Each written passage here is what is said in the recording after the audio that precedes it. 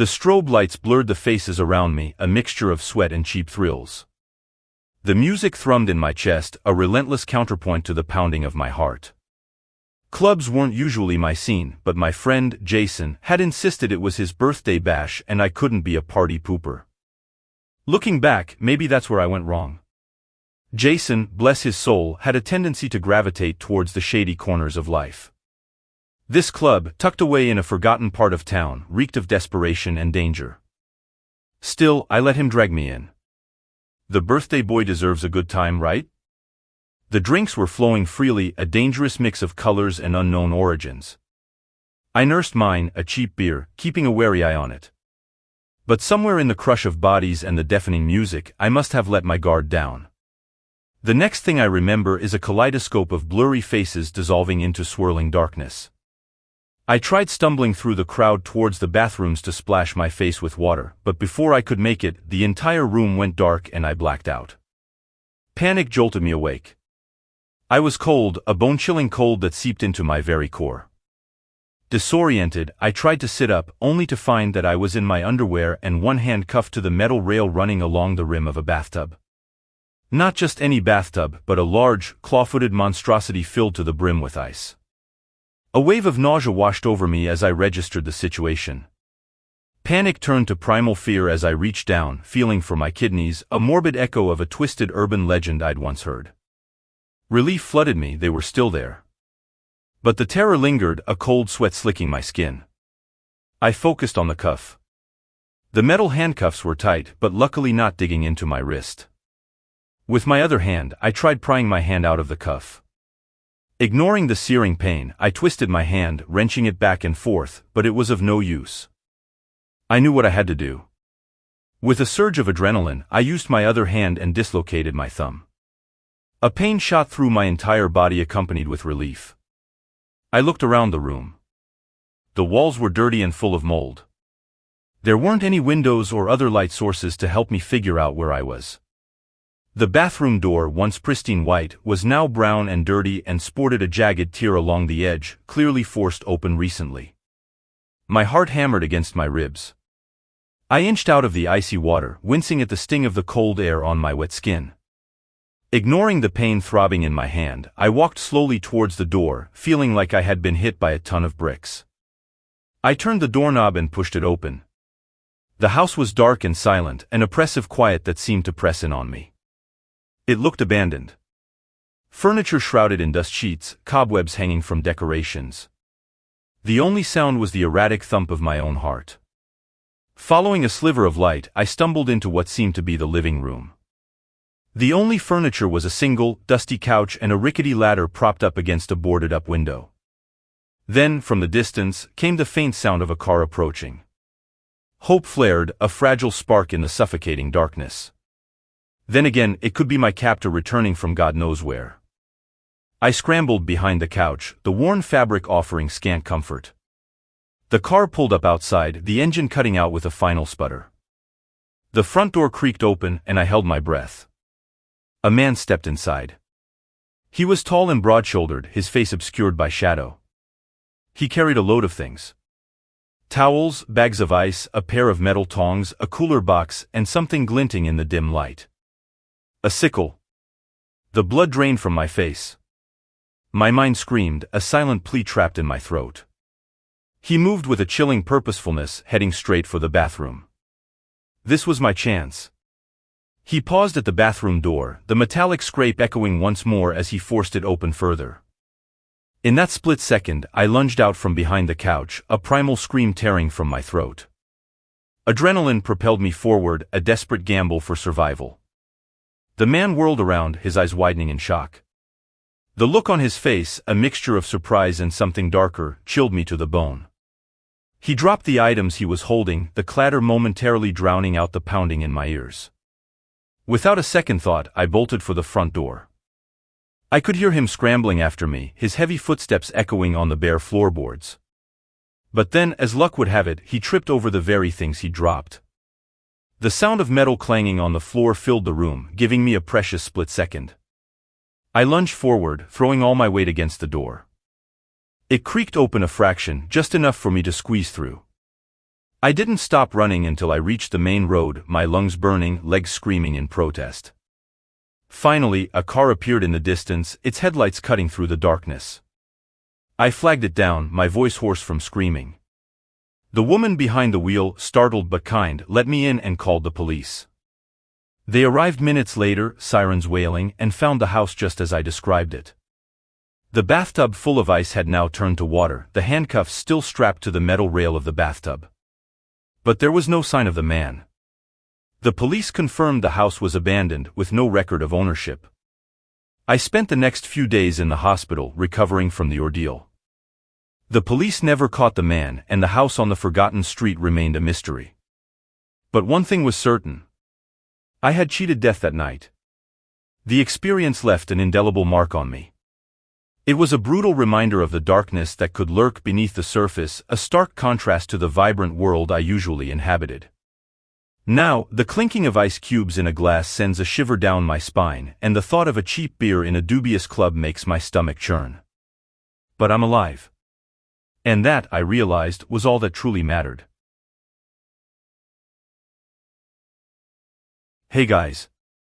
Please consider subscribing if you want more videos from us here at Fright Fest Factory. Let's get back into it. The memory of Simon Tate is a jagged scar on my high school experience.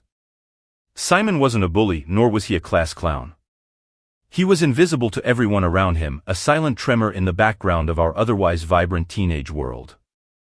You'd never see him at lunch or participating in any extracurriculars. He was a fixture in class, always occupying the same seat by the dusty window, hunched over his notebook. He was painfully thin, his clothes 2 sizes too small, clinging to his bony frame. His hair was a dull brown and unkempt. His eyes, the few times I dared to look at him directly, were hollow and an unnerving shade of gray, devoid of any spark of life. It wasn't pity that compelled me to talk to him one day after history class. It was a morbid curiosity that gnawed at me for months. Everyone knew about Simon, the silent boy with the haunted eyes, but no one bothered to talk to him. As I gathered my books, I caught his eye for a fleeting moment. He flinched, as if startled, then quickly averted his gaze. It was a now or never moment. "Hey, Simon," I said, my voice surprisingly steady. He didn't respond, but his shoulders tensed. "You hungry?" I continued, holding up a peanut butter and jelly sandwich, the remains of my lunch. He looked at the sandwich, then back at me, his gaze lingering on my face for a bit too long. Then, in a motion so fast it startled me, he snatched the sandwich from my hand and scurried away without a word. I watched him retreat down the hallway hunched over, devouring the sandwich whole. That was the last day I ever saw Simon. Never again during class, never again wandering the halls during the brief intermissions between classes. It was as if he vanished into thin air the day I reached out to him and the moment the last school bell rang. Days turned into weeks and Simon remained a ghost in the back of my mind. Then, one crisp autumn morning, a foul smell wafted through our neighborhood. It was a smell that clung to the back of your throat like bad perfume. People scrunched their noses, muttering about rotting garbage or a dead animal. As the days went on, the smell intensified. It originated from a small, unassuming house on the corner. Simon's house. The postman, a weathered man named Mr. Henderson, finally alerted the authorities. The police arrived, yellow tape cordoning off the small yard. Curiosity gnawed at me, but a sense of morbid dread kept me a safe distance away. A few days later, a headline in the local paper sent a jolt of ice straight through my veins. Elderly couple found dead in their home, police arrest teenager in connection with their deaths. The names listed below the headline stopped my heart. Mr. and Mrs. Tate. The accompanying photograph showed a gaunt, hollow-eyed young man. It was Simon. The details that emerged painted a horrifying picture. Apparently, Simon had been living with his grandparents. They'd raised him after his parents passed away in a car accident when he was a child. According to the investigation, Simon had poisoned their dinner one night, which caused them to succumb in their sleep. He hadn't even reported their deaths, simply continuing to live in the house with their decomposing bodies for weeks. It all happened around the time he stopped coming to school. The motive remained a mystery. The article mentioned Simon's withdrawn nature and his lack of social interaction. It spoke of a troubled past, hinting at possible years of abuse and neglect. But there was nothing concrete, nothing that explained why this quiet, skeletal boy would take such a dark turn. The paper didn't mention much about what happened to Simon after the discovery. Then, one day, a smaller article tucked away in the back of the paper caught my eye. Troubled youth placed under care at state mental institution. Simon's name was listed. The relief that washed over me was mixed with a deep, abiding sadness. Relief to know he wasn't out there, a potential danger to himself and others, and sadness at the horrifying picture it painted. A disturbed young man, driven by who knows what, to commit such a heinous act. Years later, the memory of Simon Tate still lingers. It's a stark reminder of the unseen struggles people carry, the dark corners of the human psyche that can remain hidden until it's too late. It's a constant nudge to reach out, to offer a helping hand to someone who might look like they need it, even if it's just a simple hello.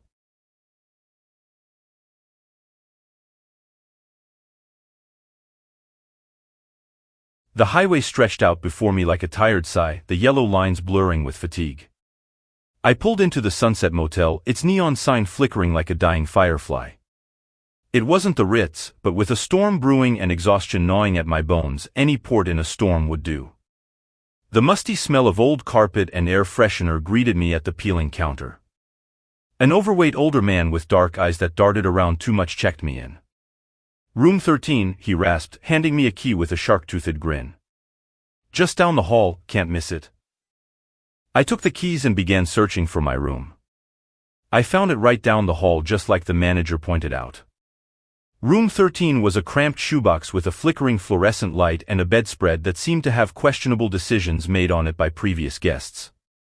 I sighed, dumping my backpack on the only chair. As I knelt to unzip my suitcase, a pen slipped from my fingers and rolled under the bed. Grabbing my flashlight, I peered beneath the dusty frame.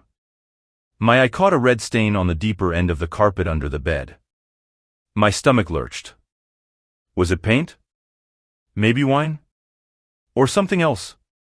My mind conjured unsettling images, but logic told me to relax. It was probably spilled juice or something. Needing a long soak to wash away the road grime and unsettling thoughts, I hopped into the shower. The scalding water relaxed me, momentarily erasing the anxieties of the day. Wrapping myself in a towel, I stepped out, dripping onto the thin bath mat, and walked over to the bedroom. That's when I saw it. A flicker of movement in the corner, by the dusty, old portrait hanging above the bed. My heart hammered against my ribs. Slowly, I crept closer. The portrait depicted a man with a stiff collar and an unsettlingly wide smile. A section of his painted eye seemed to gleam, but that was ridiculous, surely a trick of the light. As I moved closer, another flicker, this time more definite. I froze. Taking a deep breath, I lunged forward and ripped the portrait off the wall. Behind it, a crudely cut hole revealed a small peephole. Disgust bubbled up inside me. I tried to make sense of what I was seeing in front of me, but all I could do was stare into the darkness of the hole. Suddenly, the doorknob rattled. The door opened at a creak and a hand with short chubby fingers shot in, turning my lights off. My breath caught in my throat. Before I could react, the door burst open, revealing the shadow outline of the motel manager. A predatory glint entered his gaze as he stared at the towel around me. He closed the door, locked it, and shoved the key in his pocket. Without warning, he lunged at me. Terror flooded my senses. The only source of light was coming from the bathroom behind me, the rest of the room was pitch black. I stumbled backward, knocking over the chair with a clatter. I could make out his hand grabbing for me, but I dodged just in time, adrenaline granting me unnatural agility. I ran to the door and tried opening it, remembering he locked it. I flipped the lights back on just in time to see him running towards me. I turned around to hammer on the door for help, but he grabbed for me again, this time wrapping a meaty hand around my arm. Pain coursed through my entire body. I tried to scream, but his chubby fingers covered my mouth. Adrenaline surged through me. I elbowed him in the ribs and stomped as hard as I could, my heel connecting with his foot. He yelped in pain and stumbled back. This was my chance. Without wasting a second, I grabbed the heavy ceramic lamp from the nightstand and smashed it down on his head. The sickening crack of bone echoed in the room. He slumped to the floor unconscious. My body trembled as I took a shaky breath. Tears pricked at my eyes. I grabbed my phone and dialed 911, my voice cracking as I reported the attack.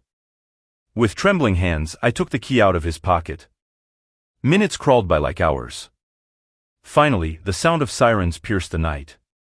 Police officers flooded the room, their faces grim as they assessed the scene. I pointed at the unconscious man, spilling out everything that happened. My voice was raspy when I pointed to the wall behind the bed. The peephole. He was watching me. The officer leading the investigation, a tall woman with a steely gaze, inspected the hidden hole in the wall. Her expression turned grim. "We'll need to get forensics out here first thing in the morning," she said, her voice stern. They took the motel manager away in handcuffs, his face a mask of pain and fury. As they led him out, I heard fragments of a conversation. Missing persons in the area. Unsolved disappearances. My blood ran cold. The rest of the night was a blur. Police interviews, a medical checkup, and a complimentary ride to the nearest decent hotel. My initial fear morphed into a chilling realization: I had narrowly escaped a nightmare. The next morning, news reports confirmed the manager's arrest. The police had found a hidden room beneath the motel, a makeshift prison stocked with grim evidence that linked him to the disappearances. As for the peepholes, it turned out all the rooms had them. The motel was immediately shut down, condemned for the unspeakable horrors that had occurred within its walls. The flickering neon sign, once a beacon of vacancy, now stood as a stark reminder of the evil that had lurked beneath the surface. The forensics report came back and confirmed the red stain on the carpet was blood. The missing guests remain a chilling mystery. I know one thing for sure: I'll never stay in a room with a portrait again. You can never be too careful, especially when the eyes staring back might not belong to the person in the painting.